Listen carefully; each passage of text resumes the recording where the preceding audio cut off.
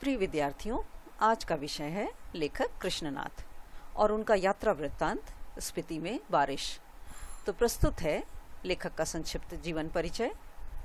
तो लेखक कृष्णनाथ का जन्म सन 1934 में वाराणसी उत्तर प्रदेश में हुआ था और इनकी प्रमुख रचनाएं हैं लद्दाख में राग विराग, किन्नर धर्मलोक, स्पीति में बारिश, पृथ्वी परिक्रमा, हिमाल यात्रा, अरुणाचल यात्रा, बौद्ध निबंधावली और इसके साथ साथ हिंदी और अंग्रेजी में कई पुस्तकों का संपादन इनके द्वारा किया गया। इन्हें लोहिया सम्मान से सम्मानित किया गया। तो लेखक कृष्णनाथ के व्यक्तित्व के कई पहलू हैं और काशी हिंदू विश्वविद्यालय से अर्थशास्त्र में उन्होंने एमए किया और इसके बाद उनका झुकाव समाजवादी आंदोलन और बौद्ध दर्शन की ओर हो गया। और बौद्ध दर्शन में उनकी गहरी पैठ है, अर्थात बौद्ध धर्म के वो विशेष जानकार हैं और वे अर्थशास्त्र के विद्वान हैं और काशी विद्यापीठ में इसी विषय के प्रोफेसर भी रहे। अंग्रेजी और हिंदी दोनों भाषाओं पर उनका अधिकार है, यानी अंग्रेजी और हिंदी दोनों भाषाओं के अच्छे जानकार हैं और दोनों ही भाषाओं की पत्रकारिता से उनका जुड़ाव रहा। हिंदी की साहित्यिक पत्रिका कल्पना के संपादक मंडल से भी वो कई सालों तक जुड़े रहे और अंग्रेजी की पत्रिका मैनकाइंड का भी उन्होंने कई वर्षों तक संपादन किया। राजनीति, पत्रकारिता और अध्यापन की प्रक्रिया से गुजरते गुजरते वे बौद्ध दर्शन की ओर मुड़ गए और भारतीय तिब्बती आचार्यों के साथ बैठकर उन्होंने नागार्जुन नागार्जुन के दर्शन और वज्रयानी परंपरा का, जो बौद्ध धर्म से जुड़ी परंपरा है, इस परंपरा का अध्ययन शुरू किया। और इसके बाद जो भारतीय चिंतक थे जिनका नाम जे कृष्णमूर्ति ने जब बौद्ध विद्वानों के साथ चिंतन मनन शुरू किया, यानी विचार विमर्श शुरू किया, तो कृष्णनाथ भी उसमें शामिल हो गए और बौद्ध दर्शन पर इन्होंने काफ़ी कुछ लिखा। तो यह था लेखक का संक्षिप्त परिचय। तो पाठ्य पुस्तक में लेखक का एक यात्रा वृत्तांत है जिसका शीर्षक है स्पीति में बारिश। तो स्पीति में बारिश पाठ एक यात्रा वृत्तांत है। लेखक स्पीति की यात्रा किए थे। स्पीति जो हिमालय का मध्य भाग है, तो उसी यात्रा वृत्तांत का वर्णन है। तो स्पीति हिमालय के मध्य में स्थित है और यह स्थान अपनी भौगोलिक एवं प्राकृतिक विशेषताओं के कारण अन्य जो पर्वतीय स्थल है उन पर्वतीय स्थलों से बिल्कुल भिन्न है, एकदम अलग है। लेखक ने इस पाठ में स्पीति की जनसंख्या के बारे में, वहाँ की ऋतु, फसल, जलवायु तथा भूगोल का वर्णन किया है और जो परस्पर एक दूसरे से संबंधित हैं, एक दूसरे से जुड़े हुए हैं। पाठ में दुर्गम क्षेत्र स्पीति जो ऐसा कठिन क्षेत्र है जहाँ बहुत कठिनाई से पहुँचा जा सकता है। तो पाठ में दुर्गम क्षेत्र स्पीति में रहने वाले लोगों के कठिनाई भरे जीवन का भी वर्णन किया गया है कि वहाँ के लोग कितनी कठिनाई से जीवन जीते हैं और यदि कुछ युवा पर्यटक वहाँ पर पहुँचे तो स्पीति के पर्यावरण को बदला जा सकता है। तो लेखक चाहते हैं कि युवा पर्यटक स्पीति की भी यात्रा करें और वो स्पीति क्षेत्र की यात्रा करने से स्पीति के पर्यावरण को बदला जा सकता है। ठंडे रेगिस्तान जैसे जो स्पीति है, इस स्पीति क्षेत्र के लिए यदि पर्यटक वहाँ आएंगे तो वो उन पर्यटकों का आना बूंदों भरा एक सुखद संयोग बन सकता है। जैसे स्पीति में यदि बारिश होती है तो वो एक बहुत सुखद संयोग माना जाता है, उसी तरह से लेखक का मानना है कि यदि वहाँ पर युवा पर्यटक पहुँचेंगे तो उनका पहुँचना भी एक सुखद संयोग बन सकता है। तो यह था पाठ का संक्षिप्त परिचय। तो आइए पाठ प्रारंभ करते हैं। स्पीति में बारिश। तो स्पीति हिमालय क्षेत्र के लाहौल स्पीति जिले की तहसील है। तो स्पीति क्षेत्र जो है वह हिमाचल प्रदेश का जो लाहौल स्पीति जिला है वहाँ की तहसील है और लाहौल स्पीति का योग भी आकस्मिक ही है। लाहौल क्षेत्र और स्पीति क्षेत्र का जो मेल है वह एक अचानक ही हुआ है।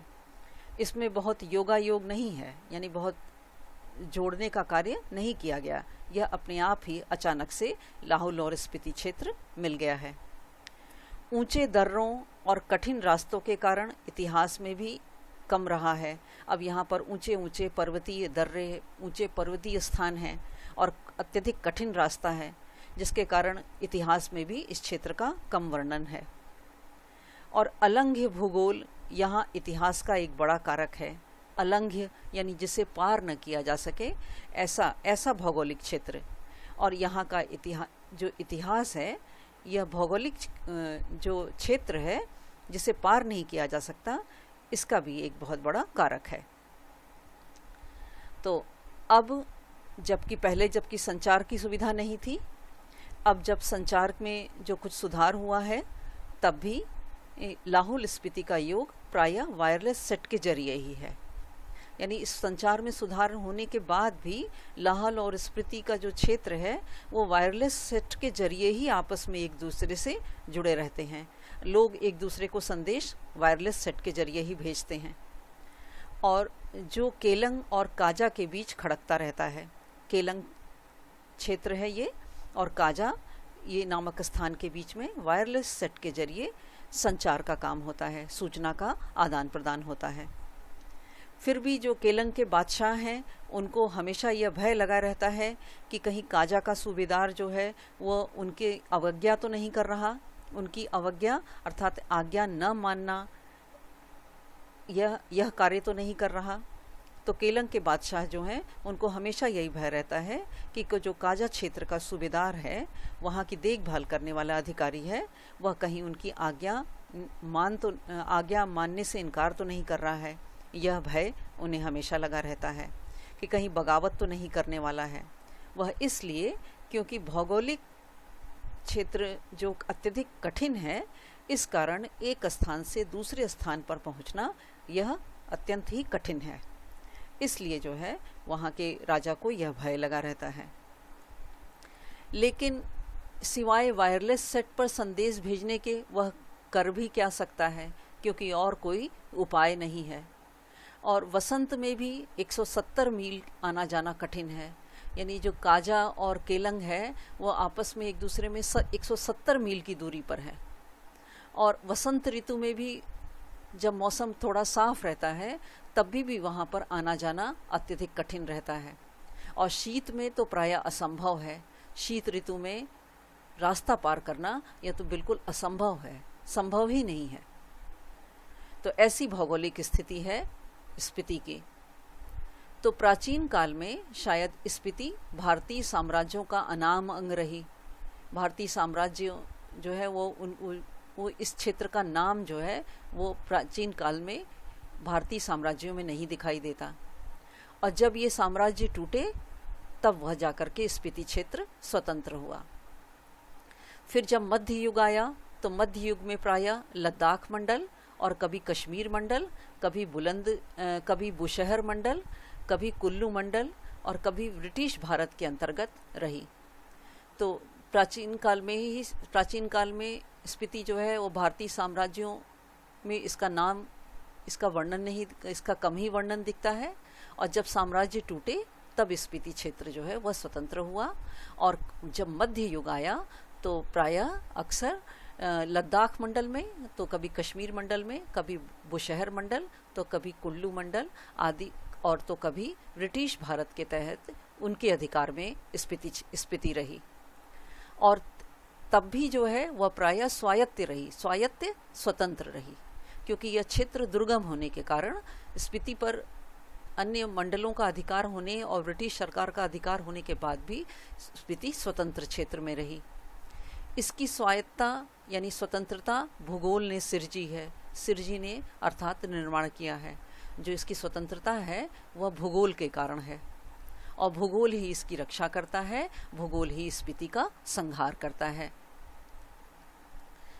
तो भूगोल ही जो है स्पीति का रक्षक है और स्पीति का संहारक है।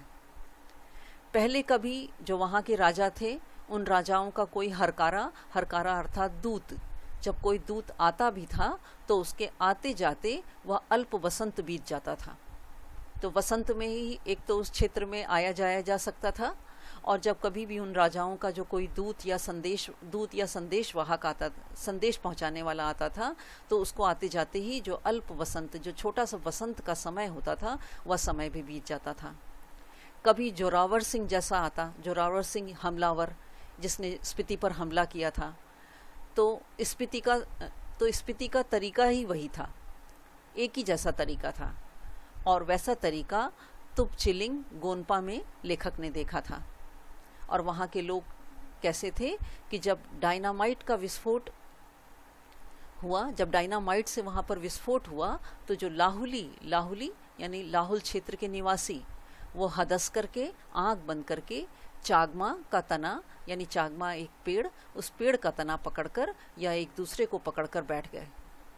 और जब धमाका गुजर गया तो फिर डरते डरते वे आंखें खोल करके उठे। यानी वहाँ के लोग जो स्थितियों का सामना नहीं किए, बल्कि उनके अंदर एक भय की भावना थी। तो वो डायनामाइट का भी विस्फोट जो है, उस विस्फोट में भी जो है वो आंखें बंद करके चागमा पेड़ का तना पकड़कर या एक दूसरे को पकड़कर बैठे रहे। और जब जोरावर सिंह के आक्रमण हुआ, तो जोरावर सिंह के आक्रमण के समय स्पीति के लोग जो है वो उसका सामना नहीं किए, बल्कि घर छोड़कर भाग गए। और जोरावर सिंह ने स्पीति को और वहाँ की जो बौद्ध विहार थे, उन बौद्ध विहारों को खूब लूटा। तो यह अप्रतिकार यानी विरोध न करना, यह विरोध न करना की भावना ही शायद स्पीति की सुरक्षा की पद्धति है, यह स्पीति की सुरक्षा का तरीका है। तो स्पीति में जनसंख्या लाहुल से भी कम है। लाहुल क्षेत्र में जितने लोग रहते हैं, वहाँ की जनसंख्या से भी स्पीति की जनसंख्या कम है। 1901 में जो जनगणना हुई थी, उस जनगणना के अनुसार वहाँ की जनसंख्या 3231 थी। और 1971 की जो जनगणना हुई थी, उस जनगणना के अनुसार 7196 है। और जो वर्तमान में 2002 में जो जनगणना हुई थी, उस जनगणना के अनुसार लाहौल स्पीति का क्षेत्रफल 12,210 वर्ग किलोमीटर तथा वहाँ की जनसंख्या 34,000 है अब। तो इसका क्षेत्रफल लेखक को 1971 की जो जनगणना हुई थी, उसमें लाहौल क्षेत्र के साथ जोड़कर लेखक को मिला, और जो 12,015 वर्ग किलोमीटर है। और स्पीति का अलग क्षेत्रफल नहीं दिया गया है, इसको हमेशा लाहौल से जोड़ करके मिला। तो इस तरह स्पीति की जो क्षेत्रफल है, यह इस तरह से लेखक ने प्रस्तुत किया। और इम्पीरियल गजेटियर अर्थात जो राजपत्र, तो इम्पीरियल गजेटियर जो ऑक्सफोर्ड 1908 खंड 23, इस राजपत्र के अनुसार यह क्षेत्रफल 2155 वर्ग मील है। इस तरह स्पीति की जनसंख्या प्रति वर्ग मील 4 से भी कम है। यानी स्पीति की जो जनसंख्या है प्रति वर्ग मील, हर एक वर्ग मील में चार लोग वहाँ पर रहते हैं। तो स्पीति की जनसंख्या प्रति वर्ग मील 4 लोगों से भी कम है, यानी वहाँ पर अत्यधिक कम लोग हैं। तो 1901 में यह प्रति वर्ग मील 2 से भी कम थी, इतने कम लोग वहाँ पर थे। और लाहौल स्पीति का प्रशासन ब्रिटिश राज से भारत को जस का तस मिला। जस का तस वैसे का जैस, ज्यों का त्यों। तो ब्रिटिश सरकार के अधीन जब स्पीति और लाहौल क्षेत्र था, तो वो भारत जब स्वतंत्र हुआ तो उसको वैसे के वैसे ही मिला। तो अंग्रेज़ों को यह 1946 ईस्वी में कश्मीर के जो राजा गुलाब सिंह थे, उनके जरिए मिला था। और अंग्रेज इनके जरिए पश्चिमी तिब्बत के ऊन क्षेत्र में प्रवेश करना चाहते थे। यानी राजा गुलाब सिंह से जो अंग्रेज़ों ने इस लाहौल और स्पीति क्षेत्र को प्राप्त किया, तो अंग्रेज़ों का भी एक मकसद था, और वो मकसद क्या था कि वो तिब्बत के ऊन क्षेत्र में इसी रास्ते से प्रवेश करना चाहते थे। और तिब्बत में अंग्रेज़ों के साम्राज्य के दूरगामी हित भी थे। तो दूरगामी यानी दूर के उनके लाभ होने का कुछ कारण था, जिसके कारण वह तिब्बत क्षेत्र में प्रवेश करना चाहते थे। अब जो भी हो, 1846 में कुल्लू लाहौल स्पीति ब्रिटिश अधीनता में आए, यानी ब्रिटिश सरकार के अधिकार में आए 1846 में, और पहले सुपरिटेंडेंट के अधीन थे। तो वहाँ के जो पहले सुपरिटेंडेंट हुए थे, उन्हीं के ही अधीन थे। फिर 1847 में कांगड़ा जिले में ये शरीक कर दिए गए, शरीक मतलब शामिल कर दिए गए।